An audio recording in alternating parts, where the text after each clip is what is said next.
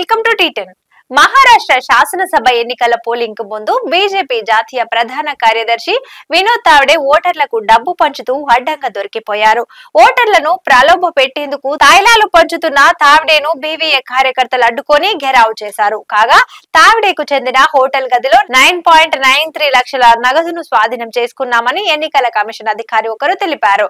3 గంటల పాటు గందరగోళం కొనసాగిన తర్వాత హోటల్లో పత్రికా సమావేశాన్ని నిర్వహించాలని తావ్డే తదితర బీజేపీ నేతలు నిర్ణయించారు.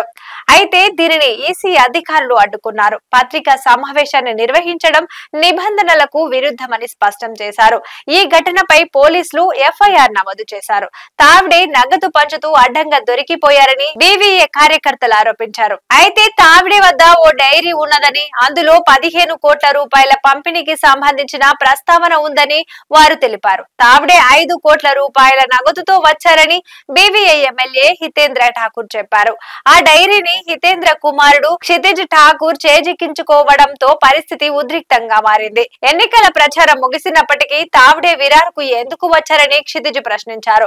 హోటల్లో సీసీటీవీలను ఆపేసి నగదు పంచారని బీవీఏ కార్యకర్తలు ఆగ్రహం వ్యక్తం చేశారు. హోటల్ పై కూడా చర్య తీసుకోవాలని వారు డిమాండ్ చేశారు. కాగా నగదు పంపిణీ ఉదంతంపై సేన యూబీటీ అధిపతి ఉద్ధవ్ ఠాక్రే స్పందిస్తూ తుల్జా భవానీ అమ్మవారిని దర్శించుకునేందుకు వచ్చాను, నా లగేజీని కూడా పరీక్షించారు, అందులో ఏమీ దొరకలేదు. వినోద్ తావ్డే బ్యాగులలో డబ్బు దొరికిందని తెలిసింది, ఇదంతా ఏంటి అని ప్రశ్నించారు.